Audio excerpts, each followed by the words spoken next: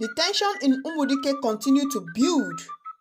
Every time something went wrong, an animal got sick, a storm brewed unexpectedly, or a child fell ill, whispered about Adaku's supposed witchcraft grew louder. Fear and superstition clouded the village judgment, and they began to look for a way to address their growing unease. Mr. Ajala, the village chief, was a wise and fair leader, but even he felt the pressure mounting. After much deliberation, he decided it was time to call a village meeting to address the issue head-on. The announcement spread quickly, and soon everyone knew that a meeting would be held at the village square to discuss the strange occurrences and Adaku's role in them.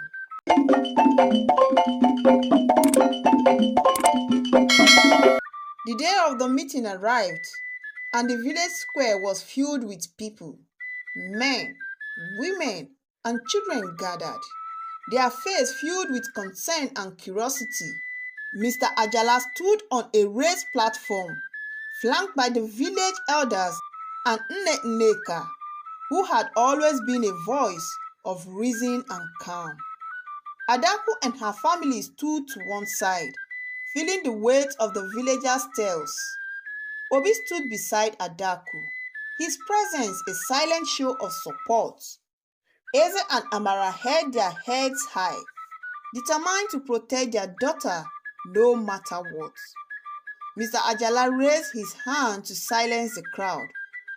People of Umudike, he began, we have gathered here today to discuss the strange happenings that have been troubling our village. It is time to speak openly and find a solution that will bring peace to our community. Ikenna was the first to step forward, his face twisted with jealousy and anger. It is clear that Adaku is the cause of our troubles. Ever since she was born, we have faced one misfortune after another. She is a witch, and we cannot allow her to remain among us.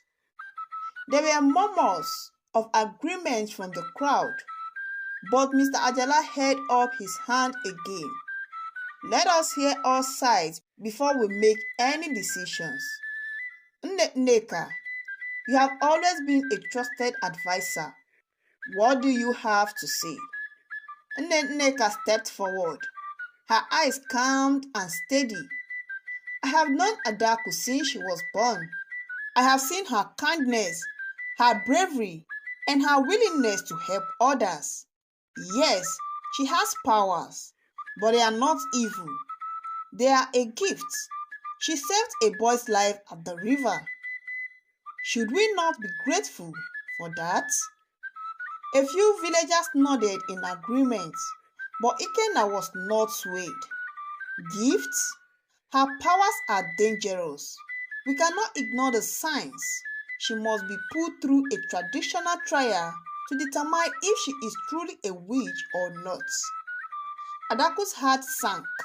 She has heard of these trials, which involve dangerous tasks meant to prove innocency or guilt. She looked at her parents, who were visibly distressed. But before they could speak, Obi stepped forward. Adaku is my best friend. She is not a witch. She is just like other children. She has always used her power to help others, not to harm anybody. I trust her with my life, and you should all do so. Mr. Ajala nodded thoughtfully. Obi speaks from the heart, but we must consider the fear of the villagers. Perhaps a trial is the only way to settle this matter once and for all. Eze and Amara protested, but Mr. Ajala raised his hand again. I understand your concern, but you must think of the community as a whole. The trial will be conducted fairly, and if Adaku is innocent, she will be vindicated. Adaku felt a mix of fear and determination. She didn't want to go through the trial, But she knew it was the only way to prove her innocency and earn the villagers' trust. "I will do it," she said quietly but firmly. The villagers murmured, surprised by her bravery. Mr. Ajala nodded. "Very well. This trial will be held tomorrow at dawn. Prepare yourselves." The crowd scattered and Adaku and her family returned home. That night, the air was thick with worries and anticipations. Eze and Amara did their best to comfort Adaku, but the fear of what lays ahead was heavy in their heart. Very early in the morning, the villagers gathered again at the edge of the forest. A makeshift arena had been set up, and a series of tasks were prepared. Adaku stood in the center, her heart pounding, but her resolve were unwavering. Mr. Ajala, who is the chief, addressed the crowd.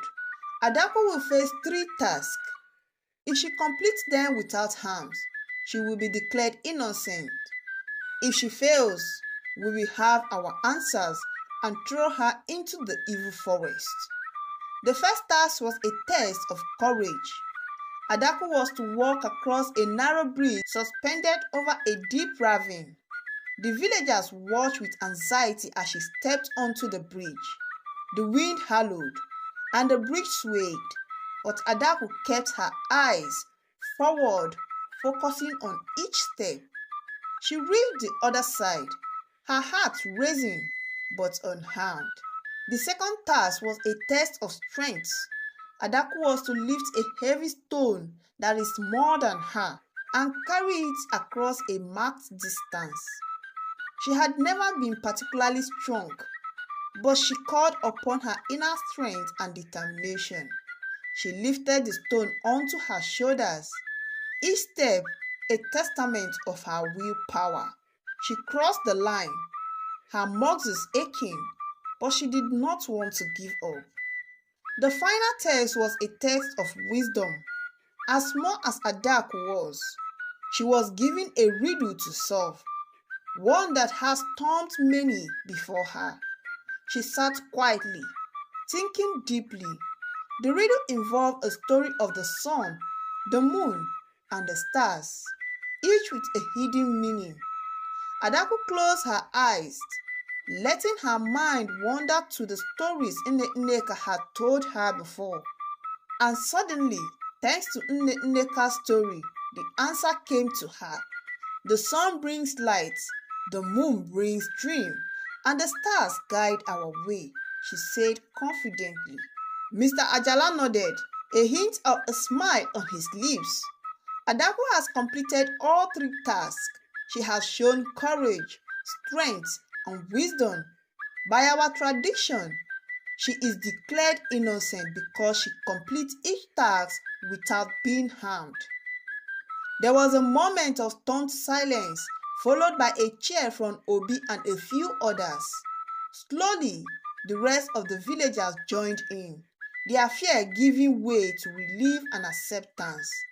Eze and Amara rushed to their daughter, embracing her tightly. But Ikenna was not satisfied. This proved nothing. She could have used her powers to cheat. Mr. Ajala's expression hardened. "Enough, Ikenna. The trial was fair. Adaku is innocent, and we must accept her as one of us." The crowd murmured in agreement, and Ikenna, seeing he was outnumbered, fell silent. Adaku looked around at the villagers, her heart swelling with hope. She had faced her fears and proven her worth, but she knew the journey was far from being over. As the villagers began to leave, Nneka approached Adaku, her eyes filled with pride. "You have done well, my child. Remember, your powers are gifts. Use them wisely." Adaku nodded, feeling a newfound sense of purpose. She had faced the trial and emerged victorious, but the path ahead was still uncertain. With her family and friends by her side, she was ready to face whatever challenges that comes ahead. The village of Umudike had taken the first step towards understanding and accepting, but Adaku knew that true peace would only come with time and continued courage. Despite her success in the trial, Adaku's trouble were far from over. The villagers have accepted her innocency for now, but fear and superstition linger beneath the surface. Ikenna, nursing his wounded pride, was determined to prove that Adaku was dangerous to the community. He began to spread more rumors, fueling the villagers' fear once again. One night, as the village slept, Ikenna gathered a small group of like-minded villagers who also hated Adaku. "We cannot let this girl stay among us," he whispered urgently. "She may have passed the trial, but her powers are too dangerous. We must take matters into our hands." The group agreed, their faces set with determination. They decided to confront Adaku and force her to leave the village, either she likes it or not. Under the cover of darkness, they made their way to Adaku's home. Eze, Amara, and Adaku were awakened by the sound of angry voices outside. "Adaku," Ikenna shouted, "come out and face us." Eze stepped outside, his face a mask of anger. "What is the meaning of this? Leave my family alone." But the crowd were relentless. They pushed past Eze, barging into the hut. Adaku stood in the center, her eyes wide with fear. "Please," she pleaded, "I have done nothing wrong." "You are a witch," Ikenna spat. "You are a danger to us all." Amara held on to her daughter, tears streaming down her face. "Adaku is not a witch. She is our daughter. Please, leave us in peace." But the crowd was unmoved. They advanced towards Adaku. Their intentions were very clear. In a moment of panic, Adaku's power came uncontrollably. A gust of wind wiped through the hut, sending the villagers staggering backward. Realizing the danger, Adaku knew she had to leave to protect her family and the village. "I must go," she whispered to her parents. "It is the only way out to keep you both safe." Eze and Amara's heart broke, but they knew their daughter was right. "We love you, Adaku," Eze said, with tears in his eyes and his voice choked with emotion. "Be strong, okay?" With one more last look at her parents, Adaku fled into the night, disappearing into the thick forest. The villagers, stunned by the display of her powers, did not dare to chase after her. Instead, they retreated, unsure of what to do next. Adaku ran until her leg could carry her no further. She found herself in the heart of the forest, surrounded by trees and the sound of creatures. Exhausted and frightened, she collapsed to the ground, her tears mingling with the earth. The forest was dark and scary, but Adaku felt a strange sense of comfort among the trees. She had always felt a connection to nature, and now it seems to embrace her, offering comfort in her time of need. As the first light of dawn broke through, Adaku sat up, wiping her tears away. She knew she couldn't stay in the forest forever. She had to find a way to control her powers and prove to the villagers again that she was not a threat. Summoning her courage, Adaku began to explore the forest. She encountered different spirits and creatures, some friendly and some scared of her presence. She learned to communicate with them, gaining their trust and understanding the balance of nature.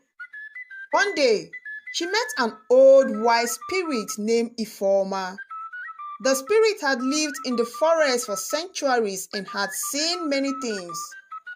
You have a great power within you, child, Ifeoma said, but you must learn to control it and use it wisely.